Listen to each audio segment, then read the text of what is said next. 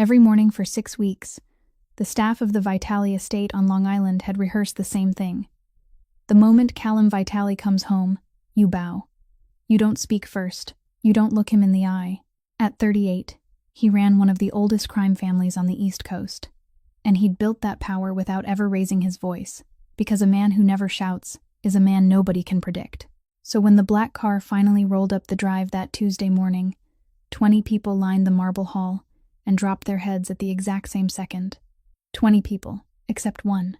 She was on her knees in the middle of the floor, 26 years old, sleeves pushed to her elbows, dragging a rag across the stone like the most powerful man in New York wasn't standing 10 feet behind her. Her name was Sienna, and she hadn't heard a sound since she was 21. The housekeeper went white. Somebody's breath caught. Nobody moved. Because everyone in that hall was thinking the same thing. The last man who disrespected Callum Vitale in his own home had simply stopped existing. He started walking toward her. His shadow fell across the wet stone, and Sienna finally looked up. The shock hit her so hard she knocked the bucket over, and dirty water spread across the marble until it touched the toe of his shoe. She couldn't apologize. She couldn't explain. She just knelt there in front of him, shaking, waiting for whatever came next. The housekeeper started stammering, saying the girl was deaf, that she couldn't have heard him come in. Callum didn't answer her. He didn't look at anyone else in that hall. He crouched down in front of the terrified young woman on the floor, and what he did next left every single person in that house speechless, because nobody had ever seen Callum Vitale do that. Not once. Not for anyone.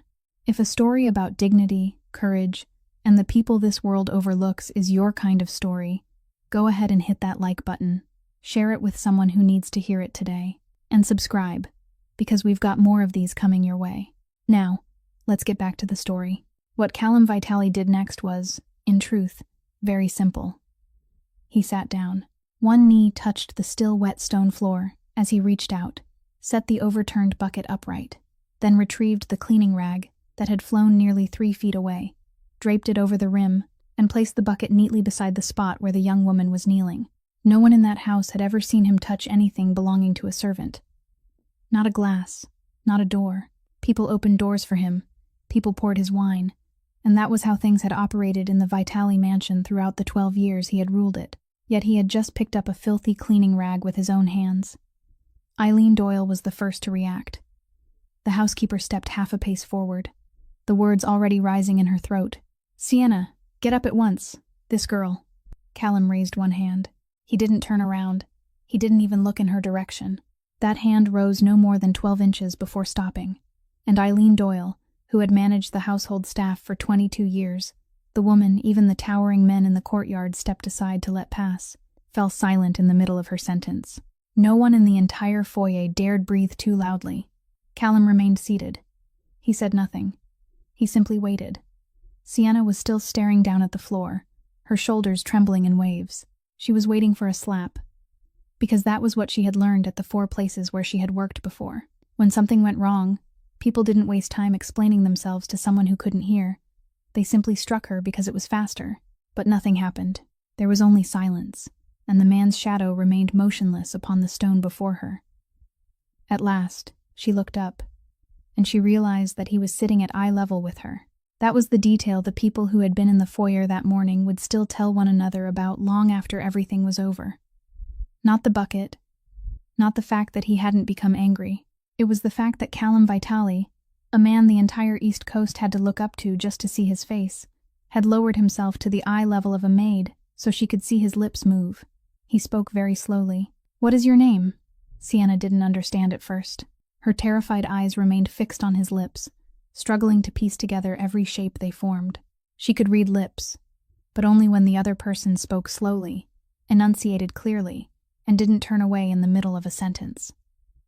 No one in this house had ever been willing to do all 3 at once. He repeated the question patiently, even more slowly this time.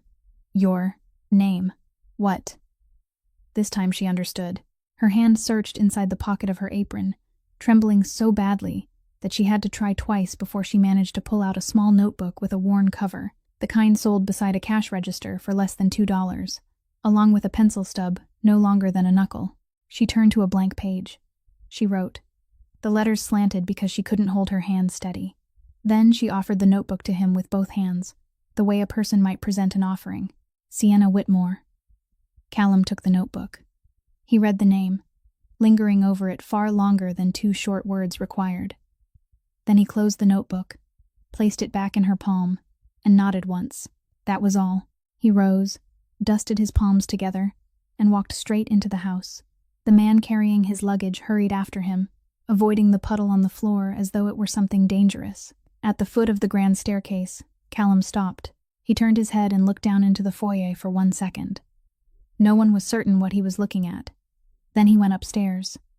The moment the second-floor door closed, the entire foyer erupted.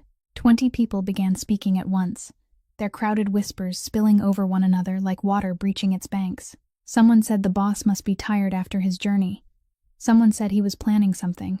Someone said the deaf girl was luckier than a lottery winner. Eileen Doyle silenced them all with 3 sharp claps. Back to your positions, all of you. She turned toward Sienna, and her voice dropped, sharp as a knife. Dry this floor, then clean it again. I don't care what happened this morning. In this house, you don't exist until someone calls your name. Is that clear? Sienna couldn't hear a single word, but she didn't need to hear them. She could read every one of them on that face. She nodded, lowered herself to her knees, and began cleaning again from the beginning. The crowd dispersed. Only one person lingered at the entrance to the kitchen corridor. Bridget Shaw stood with her arms folded, one shoulder resting against the doorframe, watching Sienna crawl across the stone floor with the rag in her hand. There was no pity on her face, nor was there the usual mockery. There was something else there, something far heavier. Bridget had worked at the mansion for 4 years, 4 years of carrying trays, bowing her head, and standing in line every morning, and not once had the boss asked her name. The girl had been there only 7 weeks. She couldn't even hear the sound of him coming home, yet he had knelt down and asked her name. Bridget watched for a few more seconds, then turned away. Sienna kept her head bowed and continued scrubbing the floor, unaware that she had just crossed through a doorway from which there could be no return. She was thinking only one thing, that she had managed to keep her job for 1 more day. 1 more day meant $116. $116 meant her mother could remain where she was. She had no idea that upstairs, the man who had just asked her name was standing beside a window, looking down into the courtyard and thinking about something entirely different. He had been away from home for 6 weeks, and something in this house had changed while he was gone. The next morning, Sienna woke at 4:30 as she did every day, and when she pulled the bucket from the supply room in the basement, she had something else tucked between her fingers. It was a sheet of paper folded into quarters, torn from the little notebook in her apron. She had written it the night before, written it and crumpled it up, then written it again a second time. Sienna knew exactly what happened to a servant who dared speak to the master of the house twice in 2 days, but she also knew exactly what had happened on that stone floor the previous morning, and the weight of that knowledge was heavier than her fear. Callum came down to the foyer at 7 o'clock. Once again, the entire line of servants stood in position, heads lowered in the precise order they had rehearsed over and over. He walked past them without stopping until he saw the slight young woman step out of line, take 2 steps forward, and hold out a piece of paper folded into quarters with both hands. Eileen Doyle hissed her name. Callum didn't react to the hiss. He simply reached out, took the paper, unfolded it, and read. 3 lines were written there in small, careful handwriting. Sir, last Saturday night, someone dragged something very heavy out of your study. It left 5 scratches on the stone floor of the corridor, stretching from the study door to the back staircase. I polished the floor twice, and even used the wax made for marble, but the 5 marks are still there. They run parallel to one another and are evenly spaced, which means the object had legs or metal corners. I thought you should know. Callum read the entire note. Then he read it a second time. He folded the paper, slipped it into the inside pocket of his coat, and walked 3 steps into the center of the foyer, before turning to face the 2 rows of people standing with their heads bowed. He didn't raise his voice. He had never needed to raise his voice. He asked only one question, and it was enough to make all 20 people in the foyer feel the floor beneath their feet sway for a single beat. Which of you saw the 5 scratches in the first floor corridor? No one answered. He waited. He could wait a very long time. Anyone who had ever sat across from him during a negotiation knew that. He waited until the ticking of the grandfather clock at the far end of the foyer grew so loud that it became unbearable. I'll ask again. Who saw them? Still, No one answered, but someone shifted a foot. Someone swallowed. Someone glanced sideways and quickly lowered their eyes again. The person who polished the first-floor corridor every morning had seen them. The person who carried crates of wine upstairs had passed them 4 times a day. Bridget Shaw, who cleaned the sitting room beside the back staircase, had stepped over those exact 5 scratches for 3 days in a row. Every one of them had seen the marks, and every one of them had remained silent, because at the Vitale mansion, people were paid not to see anything at all. They were paid to clean whatever needed to be cleaned, and forget anything that wasn't their concern. In that place, a servant who opened their mouth about something they had seen in the night was a servant shortening their own life. Everyone understood that rule without anyone ever needing to write it down. Callum looked slowly across the room. He wasn't angry. There was nothing at all on his face, and that was precisely what made the people standing closest to him begin to sweat. Then he turned to Eileen Doyle. "Mrs. Doyle." "Yes, sir. From today onward, only one person is permitted to clean my private study. Sienna Whitmore. No one else. Not you, not the cleaning staff, and not my younger brother's men. Give her a separate key, and enter it in the duty log." Eileen Doyle stood frozen for 2 full seconds. In 22 years as housekeeper, she had never heard an order like that. The boss's study was a room even she could enter only when accompanied, a room that always had to be cleaned by 2 people, so each could serve as a witness for the other. "Sir, the rule for that room requires 2 people, to ensure." "I know the rule. I made it." She lowered her head. "Yes, sir." Callum looked toward Sienna. He didn't say a word to her then. He merely nodded once, the brief, decisive nod of a man who had settled a matter and wouldn't discuss it again. Then he went upstairs. When he disappeared around the turn in the staircase, the foyer didn't erupt as it had the day before. This time, the entire hall remained utterly silent, and that silence was far heavier than any whispering could have been. People began to disperse one at a time, no one looking at anyone else. Sienna remained exactly where she was. She didn't understand what had just happened. She saw only the housekeeper's bloodless face, watched everyone leave with unusual haste, and saw Bridget Shaw standing at the far end of the corridor, staring at her with an expression she couldn't read. It wasn't until that afternoon, when Eileen Doyle placed a small brass key in her hand, along with a piece of paper bearing a hastily written message, that she understood. "First floor study. You alone. Starting today." Sienna closed her fingers tightly around the key, and for the first time since entering that house, she felt afraid in an entirely different way. It wasn't the fear of losing her job. It was the fear of someone who had just been placed in the most visible position in the room and knew that from that moment on, everyone in that room would be watching her. That brass key changed everything in the basement. The servants ate dinner at 9 o'clock, after the upper floors had gone quiet, and that evening, when Sienna entered the common dining room, 2 seats on either side of her at the long table for 12 suddenly became empty. No one told her to leave. They simply moved away. She sat down and ate her cold rice, and 3 seats away, Bridget Shaw began to speak without lowering her voice, because whether she lowered it or not made no difference. 4 years. I've been here 4 years. Twice I stayed on my feet all night cleaning up after the Christmas party, and once I was scalded with boiling water and still got up for work the next morning. He's never asked my name, but that deaf girl gets a key to his study. Someone coughed. Someone lowered their face into their bowl. No one told her to be quiet. And don't the rest of you see what I see? She can't hear. She can't speak. She's the perfect thing to put in a room full of documents. Whatever she sees, she can't tell anyone about it. The older kitchen assistant sitting across from her finally spoke, wearily telling her to finish her meal. Bridget shrugged. "It's not as if I'm speaking loudly. She can't hear me anyway." Sienna finished her bowl of rice. She kept her eyes on the table the entire time, and she understood almost everything that had just happened, because 4 years of living in silence had taught her one thing: that language lived more in people's faces than it did in sound. She washed her bowl, placed it on the rack, then went upstairs to finish the west corridor. The kitchen clock showed 9:40. She had begun her workday at 5 that morning. She woke at 4:30, went down to the kitchen at 5, and usually stopped working at around 7 in the evening, ate dinner at 9, then worked another 2 hours because Mrs. Doyle had assigned her the additional corridor. 14 hours a day, 6 days a week, $116 a day. Every Friday, nearly all of that money was transferred directly into the account of a memory care facility in Queens, where a 58-year-old woman lay in room 7 on the 3rd floor and needed $7,200 each month to remain there. She had suffered a stroke 2 years earlier. Her insurance had paid until the 11th month, then stopped. Sienna kept less than $200 a month for herself, enough for bus fare and a box of cold medicine when she needed it. She had once worked at a laundromat in Ridgewood, a package sorting warehouse in Maspeth, a breakfast diner on Metropolitan Avenue, and a small hotel near the airport. All 4 places had let her go, and all 4 had given her the same reason, softened beneath different words, that the job required someone who could hear the telephone. 7 weeks earlier, the Vitale mansion had urgently needed someone to clean during the morning shift, and no one else was willing to accept that pay for those hours. Sienna accepted. Mrs.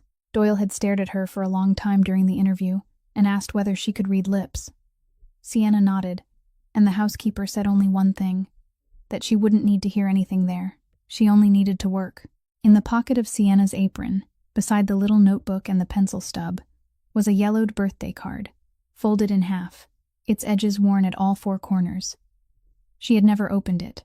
That night, she finished cleaning the west corridor shortly before 11, and as she was winding up the vacuum cleaner cord, a shadow stopped at the far end of the hallway. Rosalind Vitale stood there with one hand resting on the stair rail. She didn't need to come all the way downstairs to speak to a servant, but she had. Sienna quickly stood straight, her arms lowered at her sides. Rosalind spoke slowly, and with perfect clarity, even more slowly than her son had spoken. It wasn't kindness. It was meant to ensure that not a single word could be misunderstood. "I hear my son gave you a key to his study." Sienna nodded. "Do you know what's inside that room?" Sienna shook her head. Rosalind studied her for a moment, and there was no hatred in her eyes, only something cold and ancient, like the house itself. "My family has lived here for 41 years. In those 41 years, I've watched many people convince themselves that a little attention from a Vitale man meant they had risen above their station. Not one of them is still here." Sienna remained motionless. She understood every word. "I bear you no ill will. You work well. You're clean and punctual. But I need you to remember one thing, and I'll say it only once." She leaned down slightly to make certain Sienna could read every word. "You're a servant. Don't forget that." Sienna looked directly into her face and nodded once. Rosalind remained there for another second, as though waiting for some other response, a deeper bow, some sign of fear. Nothing came. The young woman merely nodded, then bent down and finished winding the electrical cord. Rosalind turned and went back upstairs. Sienna pushed the vacuum cleaner to the supply room, washed her face with cold water at the basement sink, and looked at herself in the cracked mirror hanging on the wall. She understood perfectly well where she stood in that house. She had never forgotten it, not even for a single second. 2 days later, the mansion was sealed off beginning at noon. Not the front entrance, but the double wooden doors leading into the grand dining room on the 1st floor. Doors that, whenever they closed, told every servant in the house to retreat to the basement and not pass through that corridor again until someone opened them. 6 people sat inside. Callum sat at the head of the table. Rosalind was on his right. Marco was on his left. At the far end of the table, in the chair he had occupied for the past 28 years, sat Lorenzo Bianchi. The other 2 were capos responsible for Brooklyn and the Bronx, and both remained silent for nearly an hour. The numbers came first. 10 months had passed since the trouble with the Fontana family began. 3 businesses had been forced to close, 2 of them among the most consistently profitable operations they had owned in 15 years. 2 men had been arrested. One was awaiting trial in federal court in Brooklyn, and the lawyers said that if the prosecution managed to pressure one more witness into cooperating, the sentence wouldn't stop at 7 years. Cash flow during the last quarter had fallen by 42%. 3 contractors in Queens had stopped accepting work from the Vitale family out of fear. Callum listened to all of it. He didn't interrupt anyone. He simply rested both hands on the table and listened. And each time another number was spoken, his eyes lingered there for 1 beat longer. Marco was the first to lose patience. He shoved his chair backward, rose to his feet, and began speaking in the voice of a man who had been rehearsing this speech for 3 nights. He said the Vitale family had retreated too far over the past 10 months, that the entire city was watching and seeing a family that could bleed, and that the only way to end this was to do something large enough to make the other side understand that the price they would pay would far exceed anything they hoped to gain. He said 3 plans were already prepared. He said all he needed was a nod from his older brother. The table fell silent. Callum didn't answer. He simply looked at his younger brother, and that gaze lasted long enough for Marco to sit down on his own, his face red to the tips of his ears, one hand clenched around the edge of the table. Rosalind spoke then, her voice cold and clipped. She said she hadn't raised 2 sons, only to read their names in the newspapers. She had buried her husband when he was 52 years old, and she had no intention of doing it again with one of her sons. And if anyone in that room still believed the Vitali family's problems could be solved by frightening the other side, then that person had understood nothing about the past 10 months. Only then did Lorenzo Bianchi set down his coffee cup. He was 66 years old, had needed a cane to walk since the previous winter, and his voice was so quiet that everyone in the room instinctively leaned forward to hear him clearly. He said he had occupied that very chair since the days of Callum's father, that he had held Callum in his arms when the boy was 5, and taught him his first game of chess when he was 10, and that for this reason, he was asking permission to say what no one else in the room dared to say.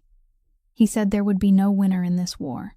He said both families were descending the same slope together, and the only people who stood to benefit were the federal prosecutors, who needed only to sit still and wait for the 2 sides to wear each other down until someone finally opened his mouth in exchange for a lighter sentence. Then he placed on the table the proposal he had been considering throughout the 6 weeks Callum had been away. Vincent Fontana had a daughter. Isabella, 31 years old, had studied law at Fordham, currently held legal ownership of 3 legitimate real estate companies in Manhattan, and most important of all, she was the only person Vincent Fontana would listen to. A marriage between the 2 families would end everything in a single day. Not because of affection, but because no man opened fire on the family of his own in-laws. Lorenzo added that he wasn't making the suggestion lightly, that he knew he was speaking about the life of someone he loved as his own son, and that if there had been any other way, he would have proposed it instead. When he finished, he folded both hands over the handle of his cane and sat in silence. Rosalind supported the idea at once. She said it was the only reasonable thing anyone had said all afternoon. She said she had met Isabella Fontana twice at charity events, that the young woman was intelligent, educated, and well-mannered, and that any mother would choose this path. The 2 capos nodded. Marco said nothing, but he looked at Lorenzo with the expression of a man who had just realized that his own opinion had never been seriously considered in that room. Every face turned toward the head of the table. Callum remained in the same position. He looked down at the wooden tabletop before him, where a thin crack ran along the grain, and he studied it for a very long time. Rosalind called his name. He looked up. He said only that he would think about it, and that the meeting was over. Then he rose and walked out. He didn't say yes. He didn't say no. In 28 years, Lorenzo Bianchi had learned that when Callum Vitali fell silent, it meant he hadn't yet made his decision. And once he did, there was no one left in the world who could change his mind. By the 2nd week, Sienna had grown accustomed to the rhythm of that room. She entered at 6:15 every morning, while the first floor was still empty, unlocked the door, worked for 40 minutes, then left, locked it again, and returned the key to her apron pocket. She never opened a drawer. She never touched the papers on the desk. She dusted, vacuumed, cleaned the glass, and whenever she had to lift anything, she placed it back in precisely the same position, down to the smallest fraction of an inch. But on Wednesday morning that week, when she opened the door, the light was already on. Callum Vitali was sitting behind the desk. Sienna immediately stepped back, one hand already pulling the door closed. He looked up, saw her, and shook his head once, then pointed toward the floor. His meaning was clear. Keep working. She stood frozen for several seconds. No master of a house had ever allowed her to work in front of him before. People usually moved away, not out of courtesy, but because they didn't want to see her. She lowered her head, pushed the cleaning cart inside, and began in the farthest corner. He did his work. She did hers. During those 40 minutes, no sound was necessary, and for her, there had never been any sound to begin with. The next morning, he was sitting there again. The morning after that, he was there as well. On the 4th day, while she was cleaning the frame of the east window, she felt the floor tremble faintly beneath her feet. She turned. He had risen from his chair and was walking toward her with a sheet of paper in his hand. He gave it to her. A single sentence was written across it in firm, straight strokes. "What's inside your head when everything is silent?" Sienna read it, then looked up at him. No one had ever asked her that question. People asked whether she could hear. They asked when she had lost her hearing. They asked whether she planned to have surgery, whether she planned to get some kind of device, whether she planned to be cured. No one had ever asked what existed inside that silence.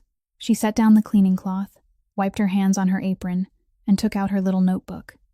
She wrote more slowly than usual. Then she handed it to him. "It isn't silent, sir. It's simply different. I've seen more since I stopped hearing." Callum read her words.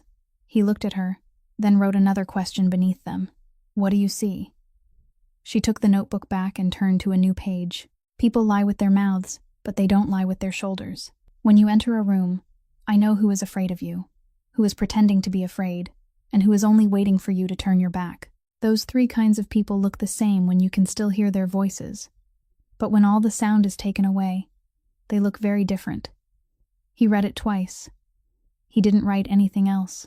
He simply folded the page, slipped it into the inside pocket of his coat, into the same place where he had kept her note about the 5 scratches, then returned to his desk and sat down. Sienna finished cleaning the window frame, gathered her things, and left. Only after the door had closed behind her did Callum look away from his screen. He sat straighter, stared at that door for a very long time, and for the first time in months, he found himself thinking about something that had nothing at all to do with the Fontana family.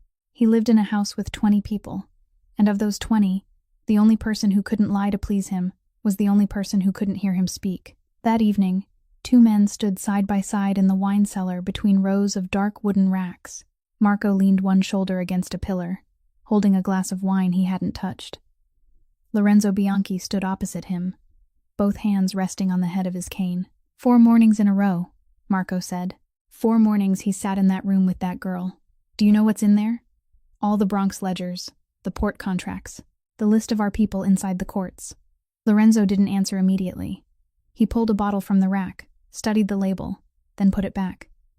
Do you think she belongs to Fontana? I don't know who she belongs to. I only know that 7 weeks ago, she didn't exist, and now she's the only person with a key. The old man nodded slowly, and when he spoke, his voice was as quiet as it had been during the meeting the day before, the kind of voice that made people lean closer to hear. I don't think the girl is bad. I've watched her work. She's clean, she works hard, and she doesn't look where she has no business looking. The problem isn't whether she's good or bad, Marco. Then what is it? It's that she stands too close to your brother. Lorenzo turned and looked at him. In the past 10 months, our family has lost 3 businesses and 2 men. Do you know what destroys a family faster than anything else? It isn't an enemy. It's when the man at the head begins trusting someone no one else can verify. Your brother carries 400 people on his shoulders. If he places his trust in the wrong person, he won't be the only one who dies. Marco remained silent for a moment. Then what do you want to do? I don't want to do anything. Lorenzo braced himself on his cane, took 1 step toward the stairs, then stopped. I only want to be certain. There's a very simple way to learn whether someone deserves to be trusted, and no one has to lay a hand on her. What way? Let her make a mistake, then see how your brother handles it. He climbed the stairs, the tip of his cane striking the stone steps in a steady rhythm. Marco remained alone in the wine cellar, watching him go, and at last, he drained the glass of wine in his hand. The meeting with the capos was scheduled for Thursday afternoon of the 3rd week. 9 men from the 5 boroughs would sit down together for the first time since the war began, and Callum would have to account for the past 10 months with precise figures. Those figures were recorded in a dark blue leather-bound ledger, written by hand in a code his father had devised 40 years earlier, and that only 3 people in the world could read. It never left that room. At 10:40 that morning, Callum opened the 2nd drawer on the left, and the ledger wasn't there. He searched the entire drawer again, checked beneath the stack of files, then checked the safe. Then he rang for Dana Kessler. By 11:15, the entire mansion knew. Dana produced the duty log. From 6 o'clock the previous evening until that morning, exactly 1 person had unlocked the room, remained inside for 42 minutes, and locked it again upon leaving. 6:15 that morning. Sienna Whitmore. Marco was the first to react, and he reacted loudly. He said he had warned them about this from the beginning, that 7 weeks ago the girl hadn't even existed, that he wanted her dragged out of the room immediately, and that he would question her himself. Rosalind stood at the top of the stairs, and she didn't object. She said the meeting would begin in 4 hours, that if the ledger had left the house, her son wouldn't be the only one to suffer the consequences, and that she agreed with Marco on exactly one point. They had to begin with the last person who had been inside that room. Sienna was summoned up from the basement. She entered the foyer and saw everyone standing there, saw Marco pointing at her while his mouth moved far too quickly for her to read. She looked toward Mrs. Doyle. The housekeeper wouldn't look at her. Then she looked at Callum, and he was the only person in the foyer looking directly into her face. He stepped forward, lowered himself to her eye level as he had the first time, and spoke slowly, one word at a time.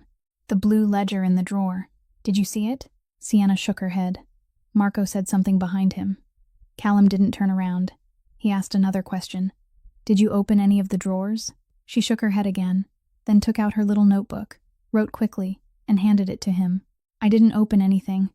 I cleaned the desk, the 2 window frames, the floor, and the bookcase. I didn't touch any of the drawers, sir." Marco snatched the page from his brother's hand, read it, then threw it onto the table. He said anyone would write exactly the same thing, that a girl who couldn't speak was a girl who couldn't be questioned, that this was precisely why someone like her should never have been allowed to hold the key to that room. He said 9 capos would sit down at the table in 4 hours and demand the figures. And if there were no figures, all they would see was a family that had lost control inside its own home. The foyer fell silent. Sienna didn't cry. That was what Mrs. Doyle would remember most afterward, that the girl didn't cry, didn't fall to her knees, and didn't clasp her hands together and beg. She stood straight, took out her notebook a second time, and wrote for much longer. Then she tore out the page and offered it to Callum with both hands. He read it aloud, slowly, so that everyone in the foyer could hear. "Sir, please don't reach a conclusion until the entire room has been searched. Please search me, my room in the basement, and every pocket of my apron. Then please search that room once more carefully. The ventilation grill above the bookcase on the left has 4 screws. On Monday morning, all 4 screws were facing the same direction. This morning, the lower right screw had been turned the opposite way. I clean that grill once a week, sir. I remember which way the screws face." Callum read the entire note. He folded the page. Then he said exactly one thing to Dana Kessler. "Bring up a ladder." 6 people followed him into the room.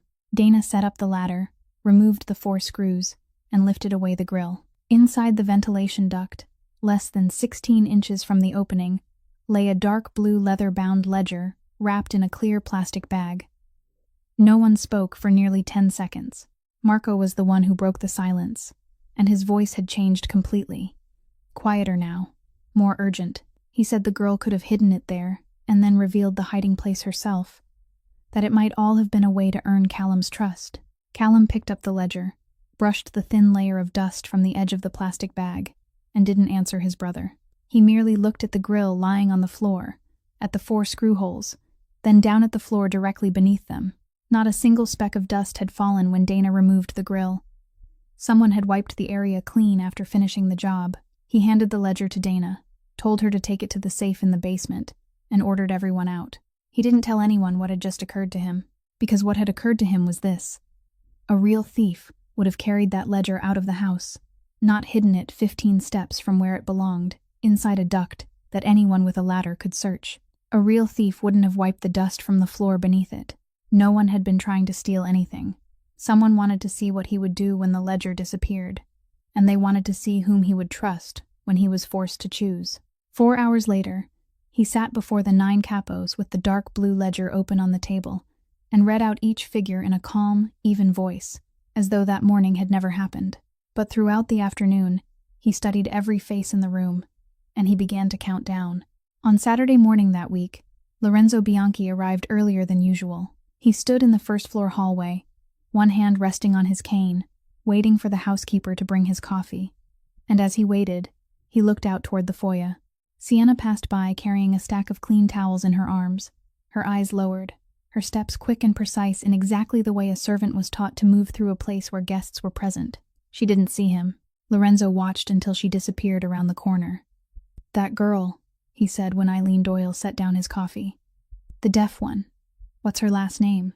The housekeeper seemed slightly surprised by the question, but she answered at once, in the crisp voice of someone who had memorized every name on the household staff list. "Whitmore, sir. Sienna Whitmore." Lorenzo nodded. He smiled, a gentle smile, the kind an old man might wear after confirming some small and harmless detail. He thanked her. He picked up his coffee. Then he turned toward the reading room, and the smile vanished completely before he had taken 3 steps. No one saw it. Eileen Doyle had already turned away. At noon, a black car stopped outside the front gate, and Rosalind Vitale personally went out to the steps to receive its passenger, something she hadn't done for anyone in many years.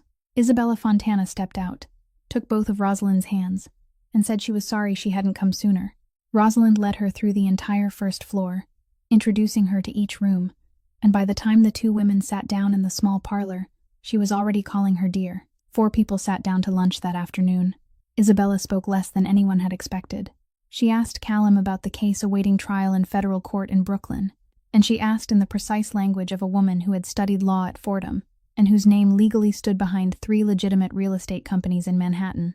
She said plainly that her father was 68 years old and tired, that he would never admit it, but the past 10 months had taken more from him than he allowed anyone to see. She said she hadn't come there for romance, and she hoped Callum wouldn't pretend otherwise.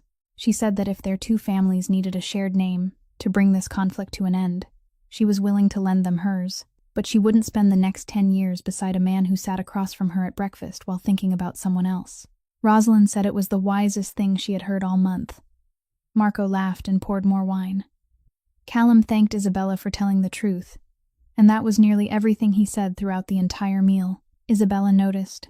Before leaving, she paused on the front steps and spoke to him very quietly. She said she didn't need an answer that day, but when he did answer, she hoped it would be the truth, because both of them had already spent too many years living in houses where no one ever told anyone the truth.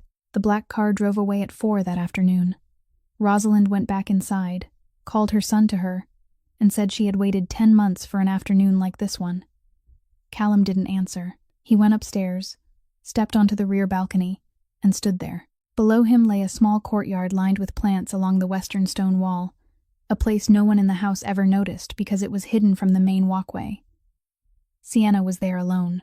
She pulled out the garden hose and watered each pot in turn, and when she reached the 4th, she stopped, crouched down, plucked several withered leaves from around the roots, and gathered them into her palm. She worked very slowly and carefully, as though someone were grading her, but no one was. No one passed through that courtyard at this hour. No one inspected it. She rose, wound up the hose, hung it neatly on its hook against the wall, then brushed away the droplets of water still resting on the lid of the bin. Throughout those 20 minutes, she didn't speak a single word to anyone, and there was no one there for her to speak to. Callum stood on the balcony looking down, and he thought about something that had entered his mind 3 times during the past week, something he still hadn't been willing to name. On the morning the ledger disappeared, when everyone had stood in the foyer and Marco had pointed at her, she had looked around the room, searching for one face willing to turn toward hers. She had searched for a long time.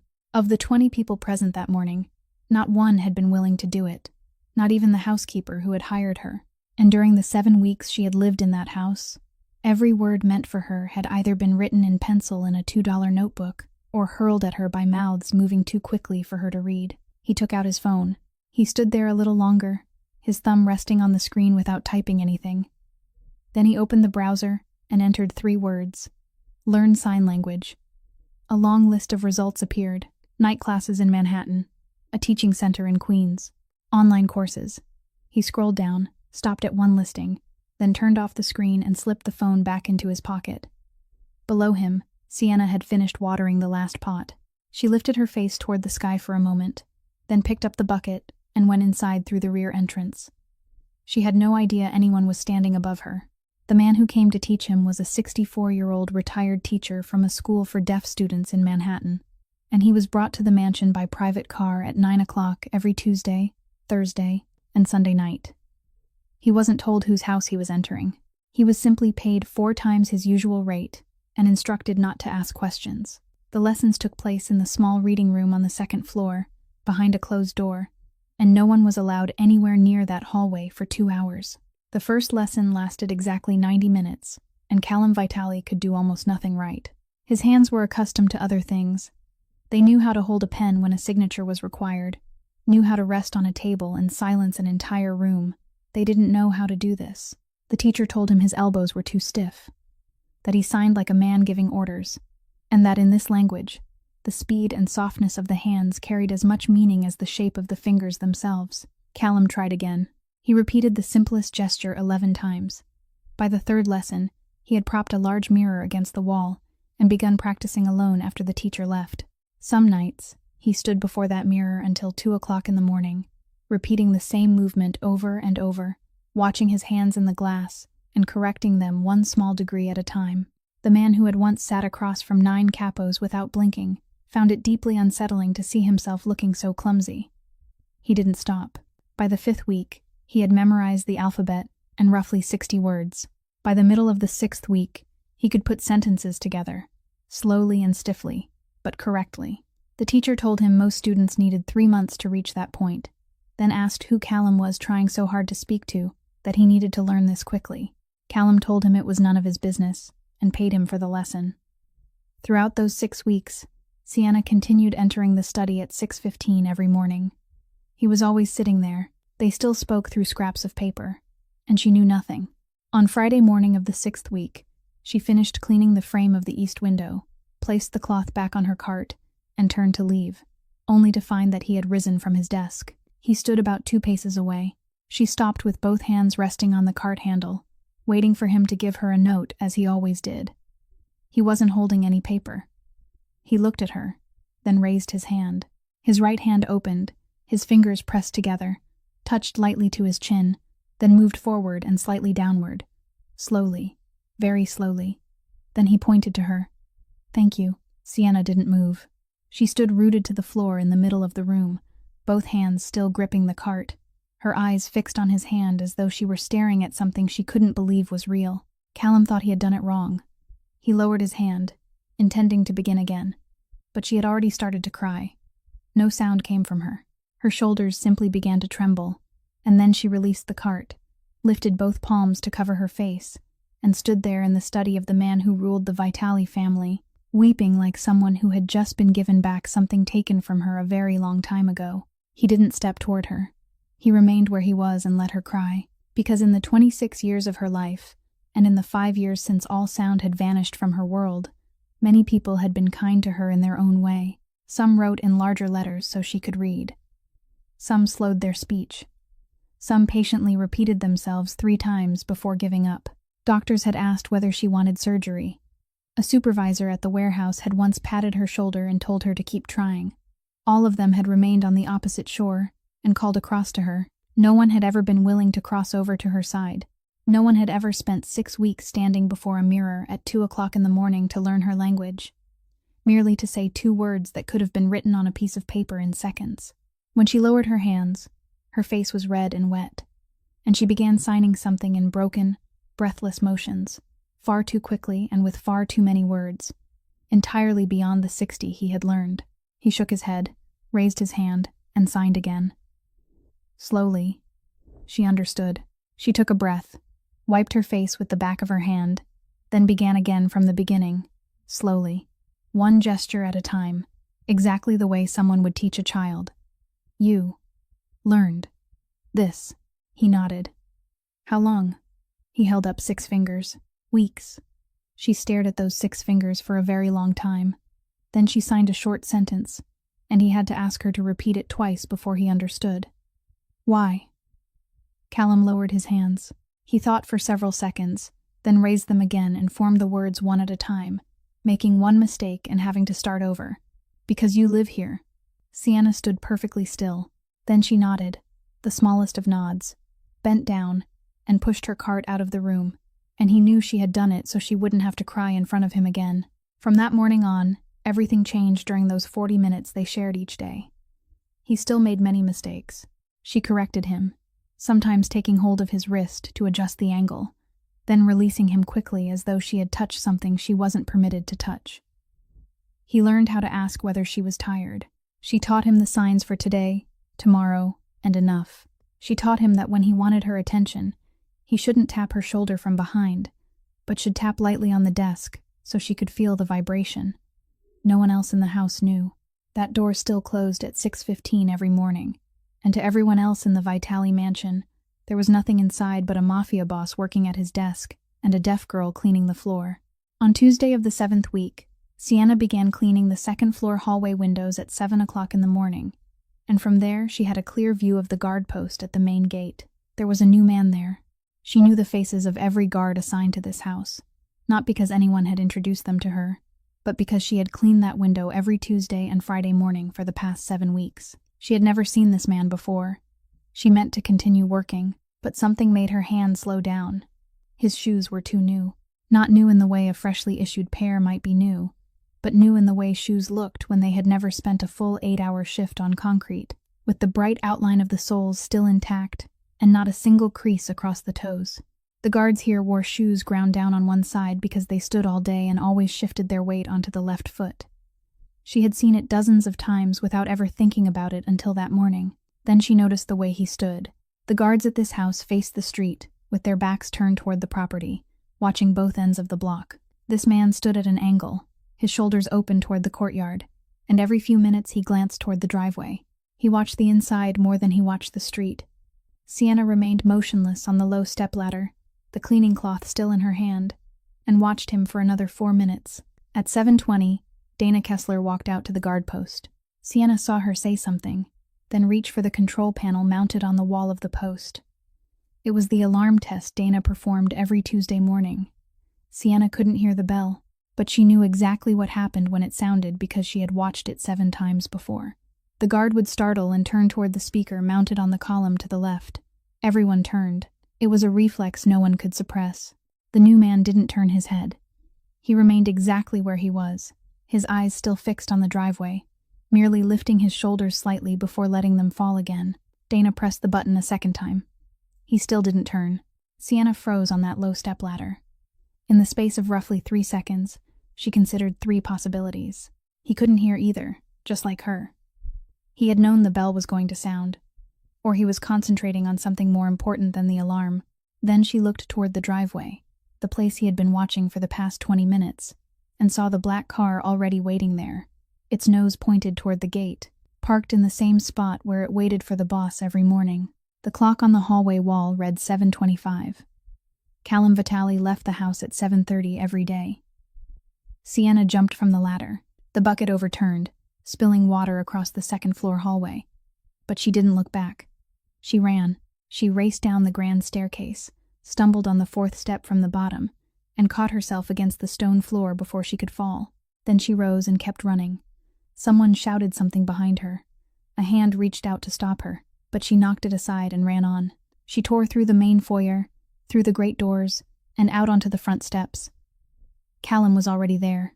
He was descending the final 3 steps, with 2 of his men walking on either side of him, and the rear door of the black car was already open. Sienna ran straight into him. The 2 men beside him reacted instantly, and one seized her arm and jerked her back. She didn't let go. She caught Callum's right hand in both of hers, pulled it toward her, and used her index finger to write across his palm. 1 letter at a time, pressing hard. D-O-N-T-G-O-T-O-T-H-E-C-A-R. The man restraining her tightened his grip. Callum looked up and said exactly 1 word. Release her. The man let her go. She stood there gasping for breath, her hair falling loose from its knot. 1 knee scraped open from her stumble on the stairs, and she looked directly into Callum's eyes. Callum held her gaze. He didn't ask why. He didn't ask whether she was certain. He turned and called for Dana Kessler, speaking in the same ordinary voice he might have used to ask someone to close a door. Check the car, right now. No one goes near it. Dana didn't question him. She pushed everyone back to the foot of the steps, summoned 2 more men, and they took 14 minutes. When Dana rose from beneath the car, all the color had drained from her face. She walked up the steps, moved close to Callum, and spoke very quietly. No one else could hear her. He heard every word. He said nothing. He merely turned his head toward the guard post. It was empty. They searched the entire area for the next 40 minutes. The western side gate stood open, and the camera facing the rear alley had been turned 15 degrees off course sometime during the previous night. They didn't catch him. No explosion tore through the air that morning. No one was hurt, and not a single drop of blood fell on the driveway of the Vitale mansion.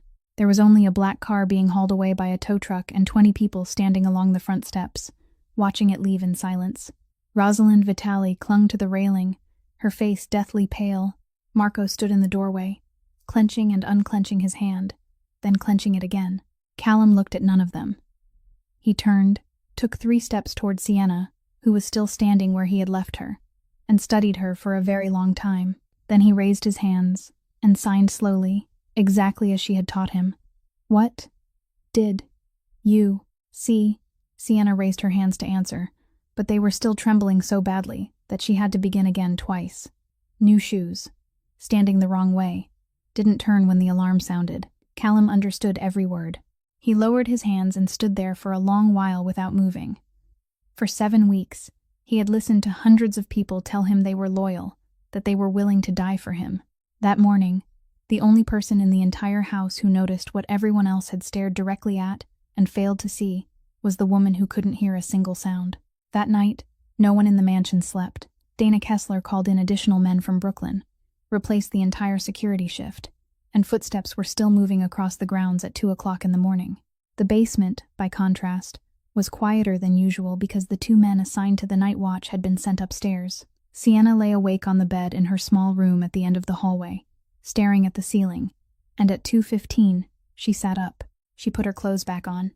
She didn't turn on the light in her room. The archive was at the far end of the northern basement corridor, behind an iron door whose key Mrs. Doyle kept. But there was a second copy hanging inside the cleaning department's supply cabinet, because once every quarter, someone had to go inside to vacuum and replace the moisture-absorbing granules. Sienna had cleaned that room once, 5 weeks earlier. She took the key, unlocked the door, closed it behind her, and turned on the light. Inside were 4 rows of iron shelving that reached all the way to the ceiling, packed with cardboard file boxes, each one bearing a machine-printed label on its end. The first 3 rows held real estate records, construction contracts, and legal documents belonging to the companies operating under legitimate names. The innermost row contained accounting ledgers arranged by year. She went to that final row. Starting with the most recent year, she worked backward, her finger passing over each label. Then she stopped at the 3rd shelf from the bottom, at the records from 5 years earlier. She pulled out the first box, set it on the floor, and lifted the lid. Inside were bound ledgers, 1 for each quarter, and at the end of each ledger was a certification page bearing 2 signatures. The first belonged to the person responsible for the internal audit. The second appeared beneath it, smaller, slanting to the right, written in blue ink. Her finger stopped on that signature and didn't move for a very long time. Beneath it was a typed line. P. Doherty, Chief Accountant. She sank to the floor of the archive between the 2 rows of iron shelves and opened the second box. Then the third. She worked quickly and methodically, like someone who already knew what she was looking for and only needed to confirm whether it was there. By the 4th box, her hands began to slow. She went back, compared the labels on the ends of the boxes with the order of the ledgers inside, then did it all over again. 4 years were missing. Not a few pages. Not a single quarter. The complete accounting records for 4 consecutive years, from 9 years earlier through 6 years earlier, were gone from the archive. The boxes were still sitting in their proper places on the shelves, their labels still affixed to the ends, but inside there were only empty covers and a few sheets of lining paper. There were no signs of forced entry. None of the boxes had been torn. Someone had opened the lids, removed the contents, closed the boxes again, and returned them to their exact places on the shelves. Sienna sat motionless for a very long time. Then she took out her phone. It was an old phone with a crack running across one corner of the screen, something she used mainly to send a message to the center in Queens once a month. She opened the camera, turned off the flash, and began taking pictures. She photographed the certification page, bearing both signatures, moving in close on the second one. She photographed the labels on all 4 empty boxes. She photographed the inside of each empty box. Then she stepped back and photographed the entire row of shelves, so the position of those 4 boxes beside the boxes that were still full could be clearly seen. After that, she opened a box from the most recent year, found its certification page, and took one more picture. The signature there belonged to someone else. She returned everything to precisely the way it had been when she entered, even restoring the angle of the lining sheet inside the second box. She placed the 4 empty boxes back on the shelf and pushed them in until their edges were even with the boxes beside them. She took a cloth from her apron pocket and wiped the place on the floor where she had been sitting, wiped the door handle, turned off the light, locked the door, and returned the key to the fourth hook in the supply cabinet. The entire search took 40 minutes. At 10 minutes before 3, she walked along the basement hallway toward her room. 3 doors away, Bridget Shaw was standing in the servants' small kitchen, filling a glass from the faucet because she hadn't been able to sleep since watching the tow truck carry the boss's car through the gate.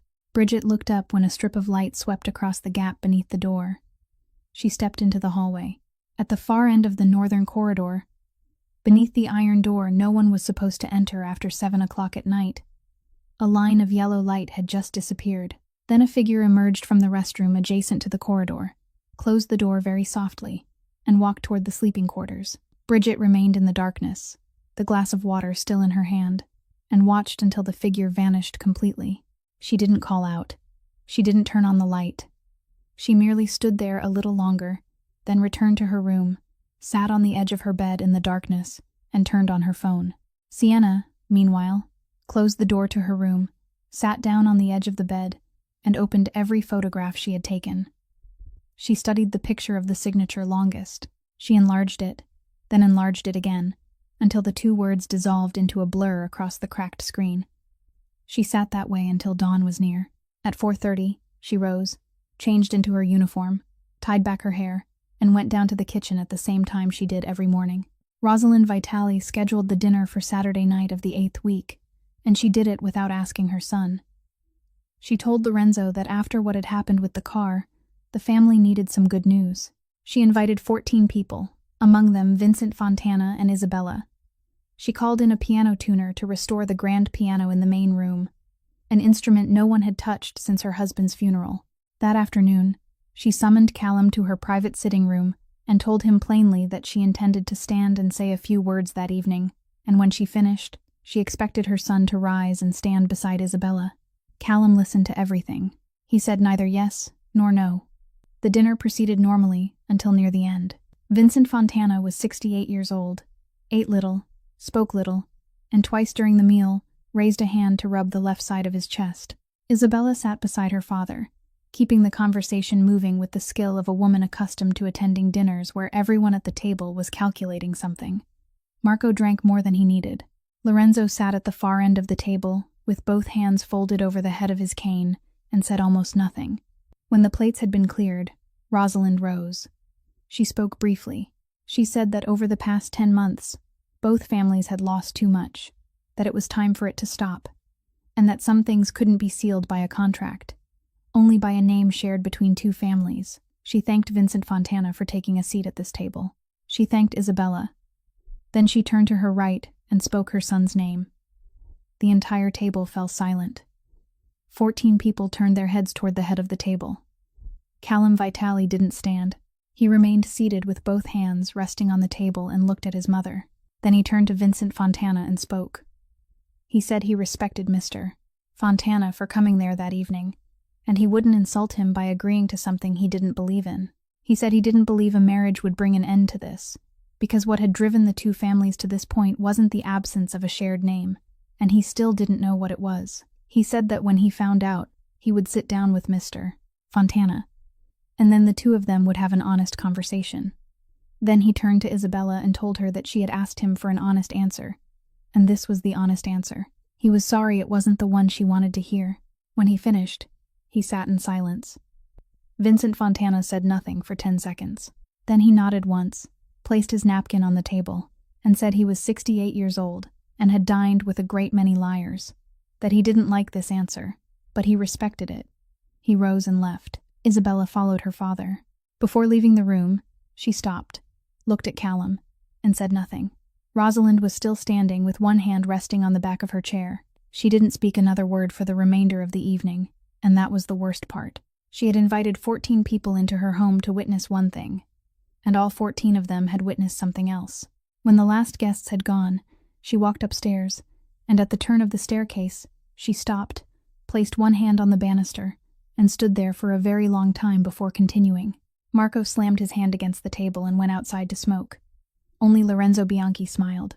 He pushed himself to his feet with his cane, passed behind Callum's chair, rested a hand on his shoulder, and said that Callum's father had once been every bit as stubborn, and that he didn't blame him at all. He smiled with great gentleness as he said it, but when he turned away, there was nothing of that smile in his eyes. At 2 o'clock in the morning, Callum went downstairs to the kitchen for a glass of water. The lights in the large kitchen had been turned off, and only the small lamp above the sink remained lit. Sienna was sitting on a stool beside the steel table with one leg folded beneath her, a stack of dinner napkins in front of her that Mrs. Doyle had ordered her to finish folding before the night was over. She didn't hear him enter. He tapped twice on the steel tabletop. She looked up and sprang to her feet, still holding a half-folded napkin in one hand. He signed for her to sit. She sat down. He pulled over the other stool and lowered himself onto it across from her, about an arm's length away. For a long time, neither of them did anything. Then he raised his hands and signed slowly, exactly as she had taught him. "Are you afraid of me?" Sienna watched his hands. Then she set the napkin down and answered, "Yes." He nodded. He didn't ask anything else. But she wasn't finished. She raised her hands again, moving more slowly this time, and had to stop halfway through once to search for a word. "I'm afraid of everyone. Anyone can stand behind me without my knowing." She stopped. He waited. "But you're the first person who looks directly into my face when you speak to me." Callum didn't respond at once. He sat there with his elbows resting on his knees, looking down at the kitchen floor. Then he raised his eyes and signed a short question. "How many more do you have to fold?" Sienna held up 4 fingers. 40. He reached for a napkin from the unfolded stack, laid it across his lap, and began to fold it. He did it wrong. She watched him for a moment, then took the napkin from his hands, opened it again, and folded it slowly from the beginning so he could follow every movement before handing it back. The two of them sat in that kitchen folding napkins until nearly 3 o'clock in the morning, and neither said another word. By the end, the distance between their 2 stools had grown shorter by roughly the width of a hand. On Wednesday morning of the 9th week, Dana Kessler opened the basement safe to retrieve the files she needed for an upcoming court hearing in Brooklyn, and she stood motionless before its wide-open door for roughly 5 seconds before running upstairs. What had disappeared was a small black hard drive less than 4 inches long.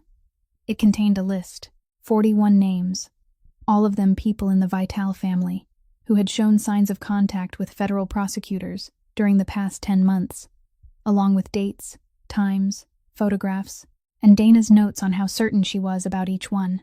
The blue-covered notebook was only numbers.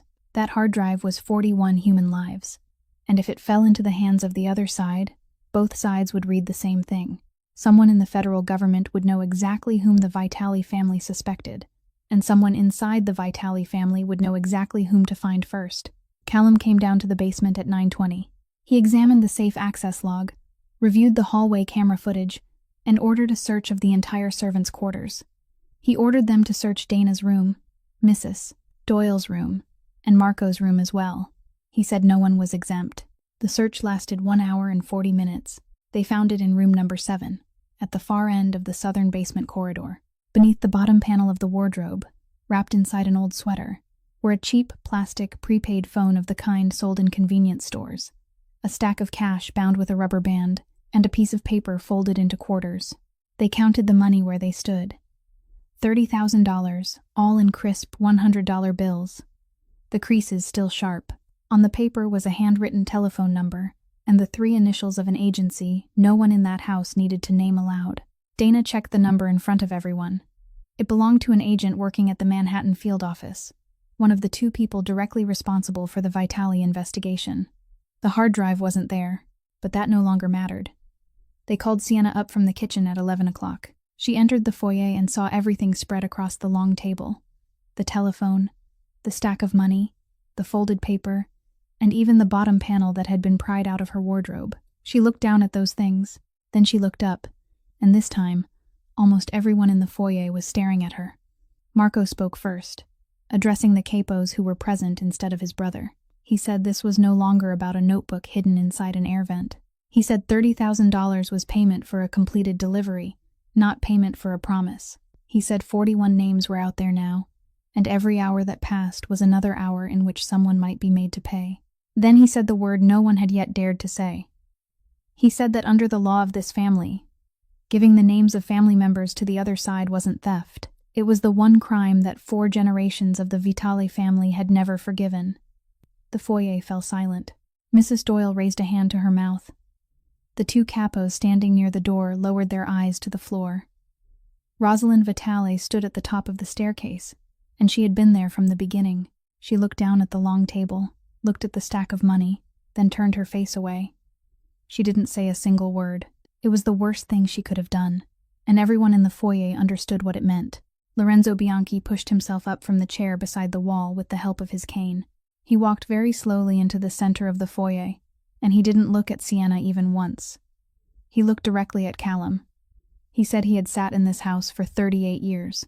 He said he had stood beside Callum's father on the night that man had been forced to deal with his closest friend over this very crime, and that his father had wept on the way home but had done what had to be done, because if the law applied only to those you didn't love, then it was no longer law. It was merely convenience. He said he dearly hoped he was wrong. He said that if there was any way to prove this girl innocent, he would be the first person to step forward and find it. Then he spoke his final words so softly that everyone had to lean forward to hear them. "The law is the law, son, even for you." No one in the foyer breathed. Sienna didn't understand everything. She caught a few words on Marco's lips, saw Mrs. Doyle cover her mouth with one hand, and watched the mistress of the house turn her face away. But she understood enough. She understood from the way everyone in the foyer drew half a step away from her without realizing they had moved. She understood from the way the 2 men at the door shifted their weight from one foot to the other. She understood from Dana Kessler's face, the face of the woman who had stood beside her on the morning of the car, and was now looking at her as though she were a case that had just been closed. Sienna pulled the small notebook from her apron pocket. Her hand was shaking so badly that she had to put it away and take it out again before she could hold the pencil. She wrote 3 lines, tore out the page, and offered it to Callum with both hands. He took it. He read it. This time, he didn't read it aloud. There were only a few words on the page. "I don't know where these things came from. I've never opened the safe. I don't know how to open it. If you choose to believe me, I thank you. If you don't believe me, I understand that too, sir." Callum folded the paper. He stood in the foyer of his own home, surrounded by 20 people waiting for him to speak a single word, caught between the brother demanding that he enforce the law and the old mentor who had just reminded him that the law spared no one. He looked at the girl standing alone beside the long table. Then he raised his head, and he spoke. The sentence he spoke contained only 4 words. "No one touches her." His voice wasn't even slightly louder than usual, and that was precisely why the 2 men standing at the door immediately took their hands away from their belts. Callum turned to Dana Kessler and gave his orders 1 sentence at a time, each one clear and brief. "Get her out of the mansion within the hour. Take her keys, her access card, and her uniform. Don't hold her at any family property. Don't take her to anyone's house. Take her back to the exact place where she lived before. Cut off all contact, including contact with him. No one in this house was permitted to visit her, call her, or even pass by that place. Anyone who violated the order would answer directly to him." Then he gave the final instruction, addressing the entire foyer rather than anyone in particular. "Until he knew the truth, she belonged neither to this house nor among its enemies." She was outside. Marco erupted in the middle of the foyer. He shouted, asking what the hell outside was supposed to mean, saying that 41 names were in someone's hands out there, while his brother was arranging a car to take the suspect home. He said 9 capos would know about this before nightfall, and they would understand only one thing, that the head of the Vitale family had gone soft over a servant girl. He said their father would never have done this. He stopped there because Callum had turned his head toward him. Callum didn't take a single step forward. He didn't raise his voice. He simply looked at his younger brother. And for those 5 seconds, everyone in the foyer could clearly hear the grandfather clock ticking at the far end of the room. Then he spoke. "My father condemned a man because he believed 3 witnesses. 6 years later, they learned that all 3 had lied. He carried that to his grave." Callum turned away. "She goes home. Anyone who disagrees can meet me in my office, alone." No one went upstairs. Mrs. Doyle was ordered down to the basement to help Sienna pack, and she did it with the trembling hands of a woman nearing 60, who had witnessed many similar things during her 22 years in that house, and had never once found them any easier. Everything Sienna owned fit inside one cloth bag and one plastic bag. Mrs. Doyle added an envelope containing her wages for the month, calculated through the end of the week, and she didn't look Sienna in the eyes when she handed it to her. Before leaving the room, Sienna removed her apron, folded it neatly into a square, and placed it on the bed. She took the small notebook and stub of pencil from the apron pocket. She also removed the yellowed birthday card and slipped it into the inside pocket of her coat. Then she stood and walked out. The car was waiting at the Western Service entrance, not at the main gate. Dana Kessler stood beside it. All 20 people inside the mansion knew what was happening, and not one of them came outside. Sienna descended the 3 steps with the cloth bag over her shoulder. Callum Vitale was standing at the bottom. No one knew how long he had been there. She stopped about 3 feet away from him. He raised his hands. He signed slowly and clearly, and this time he didn't get a single word wrong. "I will find the truth." Sienna watched his hands. Then she lowered her bag to the ground and answered. She signed more slowly than he had, pausing halfway through the sentence as though weighing whether she should finish it. "I believe you." She stopped. "But the truth doesn't always arrive in time, sir." Callum didn't answer. He stood there, and for one very brief moment, his right hand lifted a few inches before falling back to his side. He didn't step toward her. She didn't step toward him. She bent down, picked up her bag, walked past him, and climbed into the car. The door closed. The car drove through the Western Service gate at 12:40, and Callum Vitale remained exactly where he was until it vanished completely behind the line of trees beyond the gate. Then he turned and went inside. He summoned Dana Kessler to his office and closed the door. He told her precisely what he hadn't said in front of the 20 people gathered in the foyer. He said $30,000 in a stack with the creases still sharp was money that had just been withdrawn from a bank, not money that had passed through someone's hands. He said a person who had been paid to do something like this would spend the money or send it somewhere else, not leave it untouched beneath the floor of a wardrobe inside the very house she was betraying. He said someone planning to sell 41 names wouldn't write the buyer's telephone number on a piece of paper and keep it in the same place as the money. He said that 6 weeks earlier, someone had hidden a notebook inside an air vent 15 paces from its original location and wiped away the dust along the base of the wall. He said that this time, the same person had done a much cleaner job. Then he issued his orders. Review every access log for the room containing the safe from the past 3 months, not the past 3 days. Match every card swipe against every frame of the hallway camera footage, minute by minute, without skipping a single entry, including the ones that appeared to match. Trace the $30,000, the serial numbers, the issuing bank, and the date it was withdrawn. Investigate the prepaid phone, the date it was activated, and the store where it was sold. And investigate everyone with an access card to the basement. Everyone, without a single exception. Dana asked whether that included members of the family. Callum looked at her.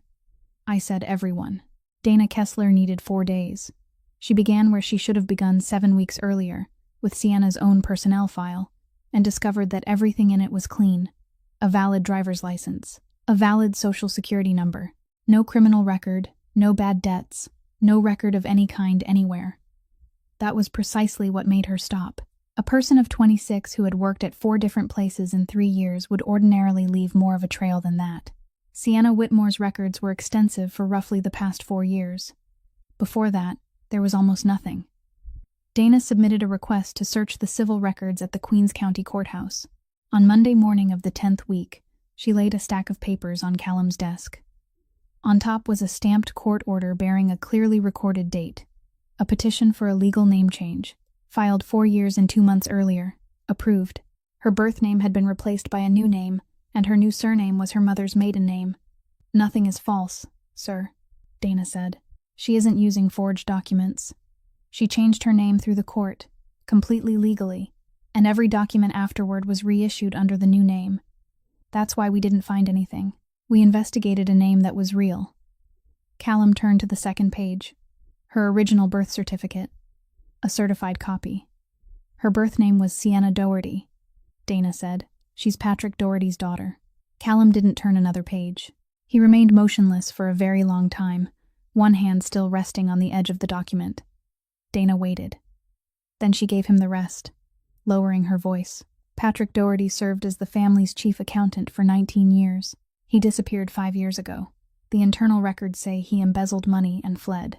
At 3 o'clock that afternoon, An unmarked car stopped in front of a building with 4 stories in Ridgewood, Queens, where the ground floor housed a locksmith's shop, and the 3 floors above had been divided into 9 rooms for rent. Callum Vitale climbed to the 3rd floor alone. He knocked on the door. No one answered, and he stood there for a moment before remembering why. He turned the knob. The door wasn't locked. The room measured less than 160 square feet. There was a single bed, a hot plate, and a small table pushed against the window. Sienna was sitting at that table with her back to the door, and she knew someone had entered only when light from the hallway spilled across the wall in front of her. She turned around. She sprang to her feet, and for the first instant, there was something on her face that Callum would remember for a very long time afterward. Hope. Then she saw the file in his hand, and it went out. He stepped forward, laid the papers on the table, and opened them to the exact page containing the name change order. He didn't sign anything. He merely stood there. Sienna looked down at the document. She stared at it for a long time. Then she pulled out the chair and sat down, took the small notebook from her coat pocket, and began to write. She wrote for nearly 20 minutes. Her hand trembled through the first few lines, then grew steady, then began trembling again somewhere near the middle. She tore out each page and pushed it toward him, one after another, while Callum stood there reading every one. My father's name was Patrick Doherty. He worked as an accountant for your family for 19 years. He started when he was 32, before you took over. He never told me what he did. He only said he kept the books for a construction company. I believed that for 21 years. 5 years ago, he disappeared. They told my mother he had taken money from the company and run away. They said he was in debt. They called my mother exactly once, then never called again. There was no funeral. There was nothing. Only a name that had been erased, and a wife who sat in the kitchen for 3 months waiting for her husband to come home. Sir, my father bought food from the same store for 19 years. He took the same train. He recorded every penny he spent in a small notebook he kept in his coat pocket. A man like that doesn't steal someone's money and run away. Callum turned to the next page. The night he disappeared, he didn't go anywhere. He picked me up from my part-time job and drove me home. I was sitting beside him. It was raining. I remember him telling me that he needed to meet someone the following morning, and he said it in a voice I had never heard before. Then I don't remember anything else. The car plunged into a drainage ditch beside 88th Street. He died at the scene. I woke up 10 days later. They told me I was lucky. I didn't hear them say it. I couldn't hear anything anymore. From that day forward, there wasn't another sound. He read on. He didn't raise his head. The police ruled it an accident caused by the rain. The case was closed 6 weeks later. My mother suffered a stroke 2 years after that, and now she no longer recognizes me. I changed my surname to my mother's maiden name 4 years ago, legally, through the Queen's Court. I did it so I could apply for a position in your house without anyone noticing. I waited 3 years for an opening. I entered that house to find out who did that to my father. The final page contained only 4 lines. I have never touched your safe. I have never accepted a single dollar from anyone. I lied to you about my name, sir, and I don't ask you to forgive me for that. But I have never lied to you about anything else. Callum finished reading the final page. He set it on the table, placed it atop the other pages, and smoothed their edges until they were even. He didn't sign. He didn't write anything. He didn't look at her. He turned, walked the 3 steps to the door, and closed it behind him. The letter arrived on Thursday, wedged inside the shared mailbox on the ground floor of the building, in an envelope bearing the name of a memory care facility in Queens. Sienna stood at the foot of the stairs and read it there. Notice of termination of care services, effective 30 days from the date of issue, due to 2 consecutive missed payments. Below that was a line stating that the facility would assist in transferring the patient to a public insurance-accepting facility in Sullivan County, roughly a 2.5-hour drive away. She read the letter 3 more times on the way to the bus stop. Her mother was in room number 7 on the 3rd floor, in the bed beside the window. The nurse led Sienna inside and wrote something for her on a sticky note, saying that her mother was more alert today than she had been yesterday, and that she had eaten half a bowl of porridge. Sienna nodded her thanks. She pulled a chair beside the bed and took her mother's hand. Her mother looked at her. Her gaze passed over Sienna's face and came to rest on the window behind her. Sienna raised her hands and began to sign. She signed that the sun was shining outside today, that she had already eaten breakfast, that her mother didn't need to worry about anything.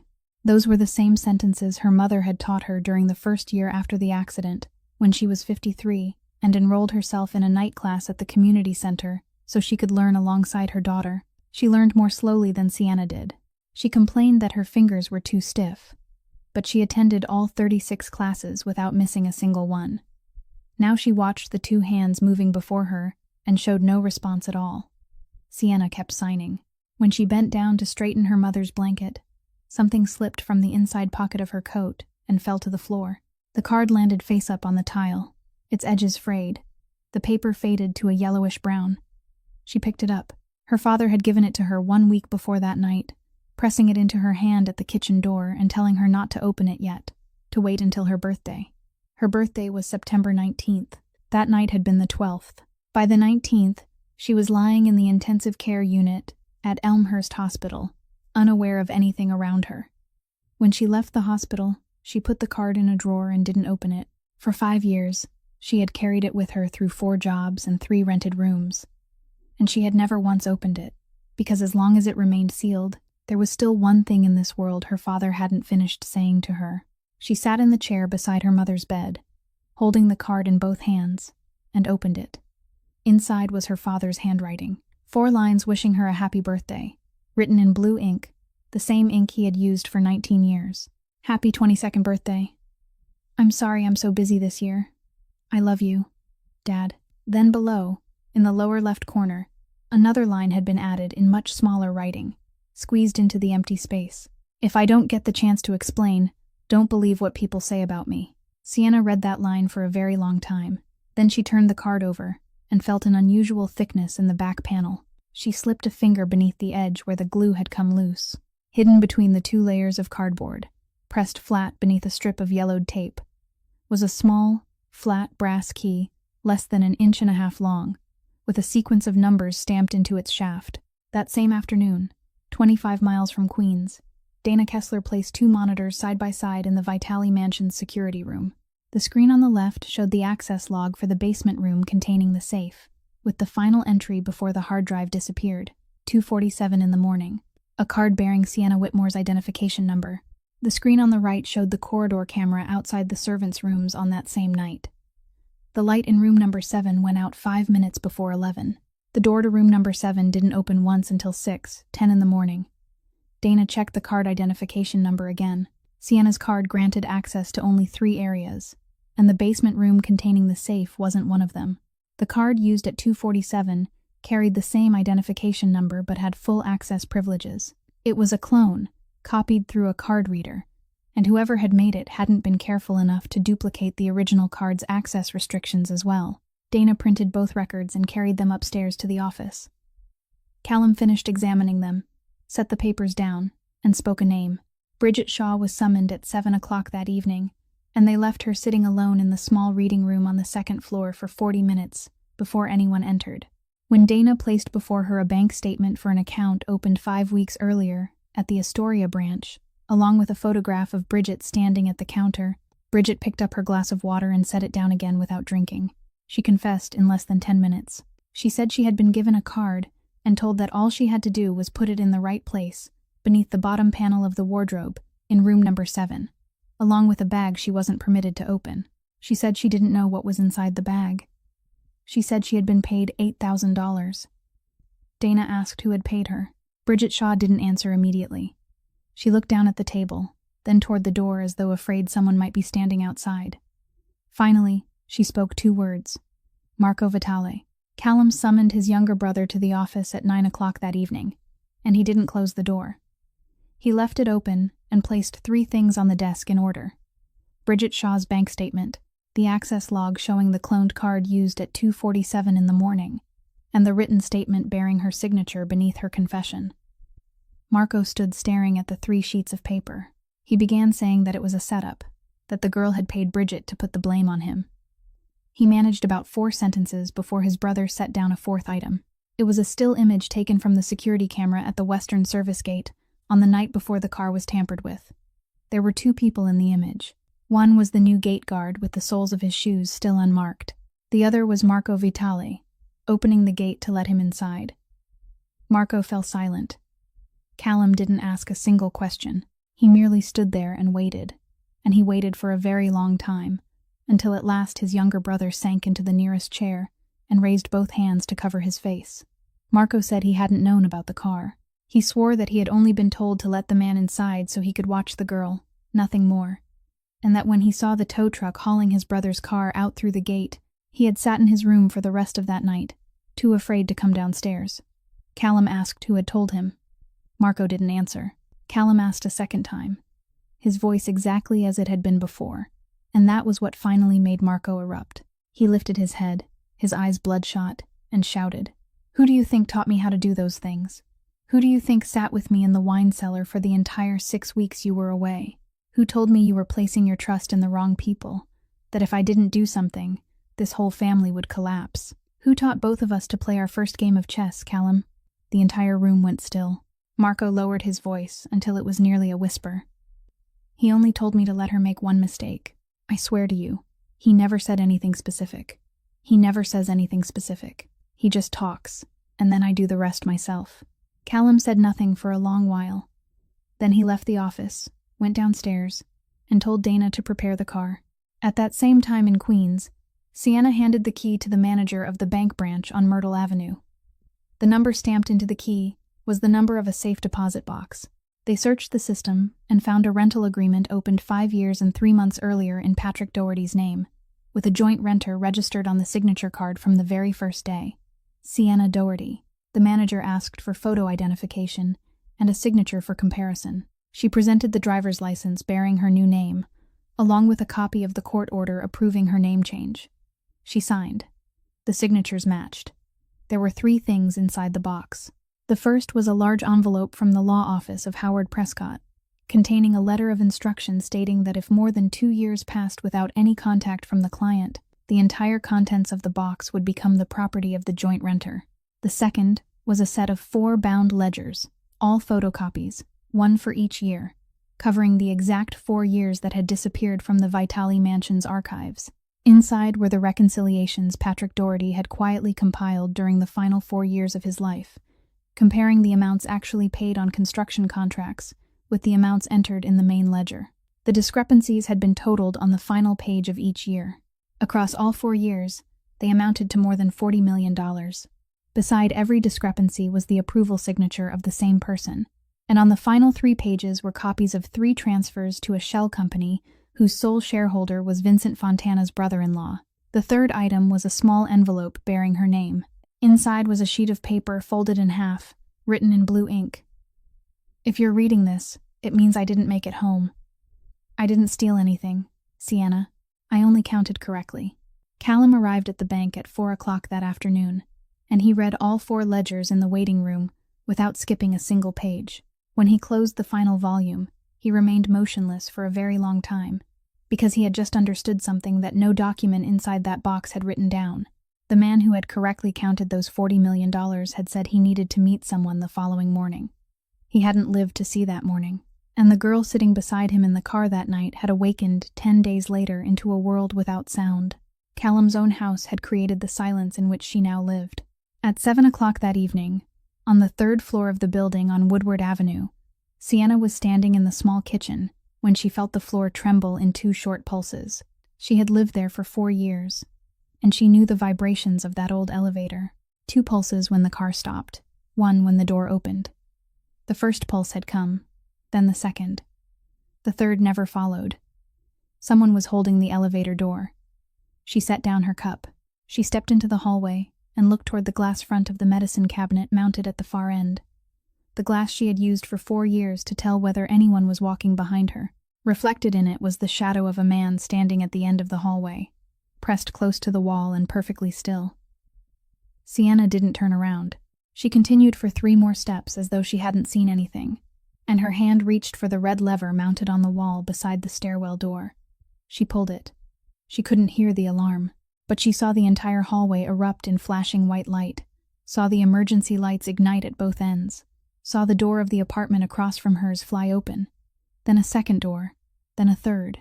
People poured into the hallway, some carrying small children, some still dressed in their night clothes, all of them moving together toward the stairs. In the medicine cabinet glass, the shadow at the end of the hallway stepped back, turned, and vanished through the rear fire escape. Sienna stood amid the stream of people crowding down the stairs, one hand still gripping the red lever, and she didn't take her eyes from that glass until someone's hand touched her shoulder and pulled her along with them.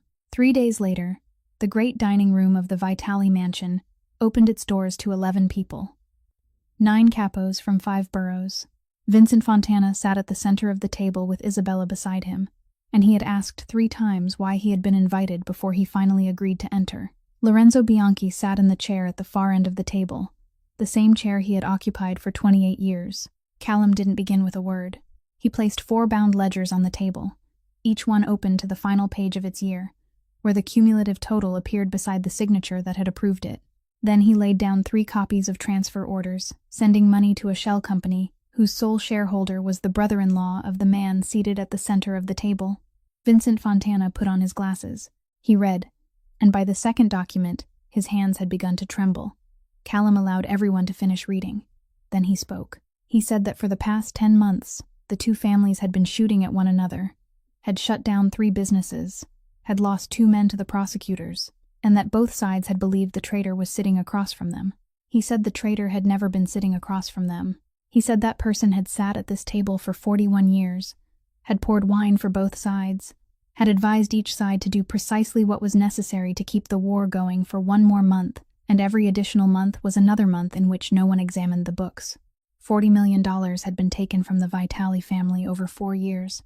He said the man who discovered it was the family's chief accountant, a man named Patrick Doherty, whose name had been erased from this house beneath the words embezzlement and flight, and who hadn't lived to see the morning of the meeting he had arranged. Lorenzo Bianchi didn't deny it. He pushed himself to his feet with his cane, looked around the table once, and said that he had kept this family standing longer than anyone seated there. No one answered him. He was stripped of every position at that dining table, removed from all operations of both families, and Callum declared that anyone who continued accepting his calls would answer for it themselves. He didn't lay a hand on his former teacher. He did something else. Through proper legal channels, Attorney Howard Prescott delivered copies of all 4 ledgers to federal investigators, along with the records of the 3 money transfers. 7 weeks later, Lorenzo Bianchi was indicted on 11 counts related to money laundering and fraud, based on the very figures beside which he had placed his own signature. The war between the 2 families ended in a single afternoon. Marco Vitali stood before the Council of Capos and accepted responsibility himself, blaming no one, and he left the family that same month. He moved to Albany and found work as a warehouse manager for a transportation company. Callum didn't try to keep him, nor did he sever contact. Before his younger brother got into the car, Callum told him only one thing: the door to this house won't be locked, but you'll have to walk back on your own. No one will come to bring you home.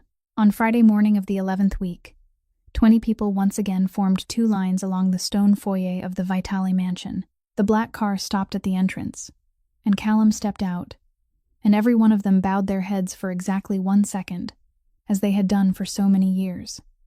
He didn't walk straight inside. He approached the woman standing in the center of the foyer, the woman who had been brought back there an hour earlier without anyone telling her why. Then, before those 20 people, Callum Vitali bowed to her. He bowed deeply, and he remained that way long enough that no one in the foyer could possibly believe they had mistaken what they had just seen. When he straightened, he raised his hands and began to sign, very slowly enough that even those who didn't understand the language could count every movement. My house took your father from you, and it took the sound of this world from you as well. I can't give either of them back. I can only give him back his name.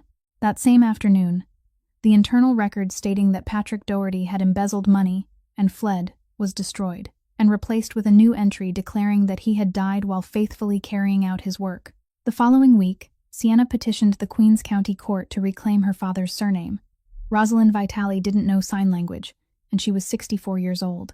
She wrote her apology by hand, rewriting it 3 times before giving it to Sienna, and one sentence said that she had spent her entire life protecting the honor of her own family, without realizing that she had stood by and watched another man's honor be taken from him inside her own home.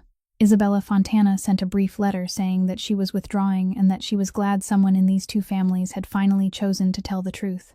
Callum asked Sienna to return. She refused to come back as a maid. He didn't pressure her.